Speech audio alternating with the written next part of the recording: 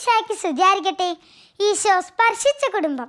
ഒരു ദിവസം കുർബാന കഴിഞ്ഞ് പള്ളിയിൽ നിന്ന് വന്ന മറിയാമ്മ ചേട്ടത്തി വീടിന് മുറ്റത്തുള്ള കസേരയിൽ ഇരുന്നു പോയി. കാലുകൾ രണ്ടും മെല്ലെ തടവിക്കൊണ്ട് മോനെ വിളിച്ചു. ജോസുട്ടിയേ. എന്താ അമ്മേ? കാലുകൾ വേദനിച്ചിട്ട് വയ്യടാ. അല്പം കുഴമ്പ് കിട്ടിയിരുന്നെങ്കിൽ. ഇന്ന് ഞാൻ തിരക്കില്ല. നാളെ മതിയോ അമ്മേ? മതി മോനെ, ധാരാളം മതി. ഇതെല്ലാം കേട്ടു നിന്ന സാറാമ്മ ദേഷ്യത്തോടെ അടുത്തു വന്നു പറഞ്ഞു, നിങ്ങൾ എന്ത് കൊണ്ടുവരാമെന്നാണ് ഈ പറയുന്നത്? ഈ കാണുന്ന ലക്ഷണങ്ങളെല്ലാം അങ്ങേ ലോകത്ത് പോകാനുള്ളതാ. കുഴമ്പ് പുരട്ടി 16-കാരിയാകാൻ നോക്കേണ്ട കേട്ടോ. സാറാമ്മയുടെ വാക്കുകൾ കേട്ട് ജോസ്മോന്റെ ഹൃദയം വേദനിച്ചു. തിരുകുടുംബത്തെ കാണിച്ചുകൊണ്ട് എങ്ങനെ പ്രാർത്ഥിക്കണമെന്നും എങ്ങനെ ജീവിക്കണമെന്നും ഞങ്ങളെ പഠിപ്പിച്ച സ്നേഹമുള്ള അമ്മ. ഈ അമ്മയെ ഇങ്ങനെയുള്ള വാക്കുകൾ മേൽ പറയരുത് സാറാമ്മേ.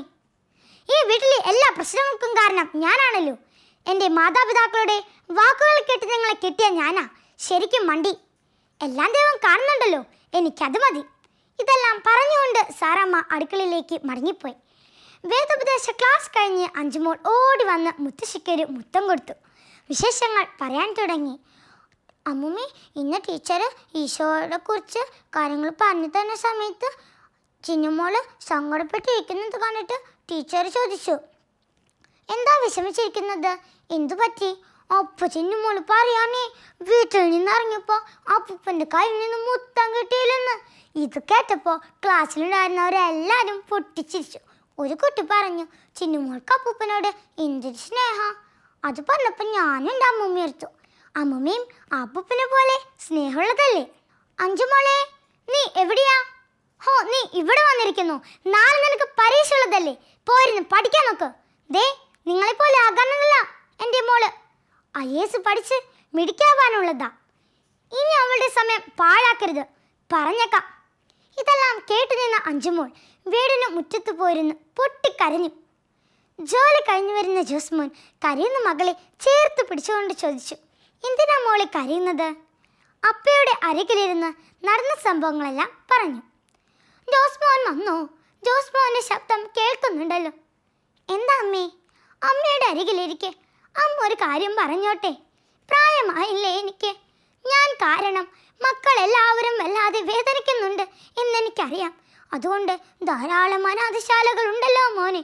അതിലേതെങ്കിലും ഒരു അനാഥശാല കാണിച്ചു തായോ മോനെ. ഈ അമ്മ മക്കൾക്ക് വേണ്ടി പ്രാർത്ഥിച്ചവിടെ കഴിഞ്ഞോളാം. അമ്മേ, എന്താണ് ഈ പറയുന്നത്? എനിക്ക് സഹിക്കാൻ ആവുന്നില്ല അമ്മേ. ഞങ്ങൾ അമ്മേ വല്ലാതെ വേദനിപ്പിച്ചു. എല്ലാത്തിനും മാപ്പ് അമ്മേ, മാപ്പ്. ഇതെല്ലാം കേട്ടു നിന്ന സാറാമ്മ ഓടി വന്ന് ഉറക്കെ പറഞ്ഞു, അമ്മേ, എൻ്റെ അഹങ്കാരമാണമ്മേ ഈ പ്രശ്നങ്ങൾക്കെല്ലാം കാരണം. ഈ വീടിൻ്റെ വിളക്കാണമ്മ എന്നെൻ്റെ മോൾ എന്നെ പഠിപ്പിച്ചു. ഉറക്കത്തിൽ ചാടി എഴുന്നേറ്റ് അമ്മമ്മേ എന്നെ വിട്ടു പോകരുത് എന്ന് പറഞ്ഞ് പൊട്ടിക്കരഞ്ഞു. പല പ്രാവശ്യമായമ്മേ, എനിക്ക് സഹിക്കാനാവുന്നില്ല.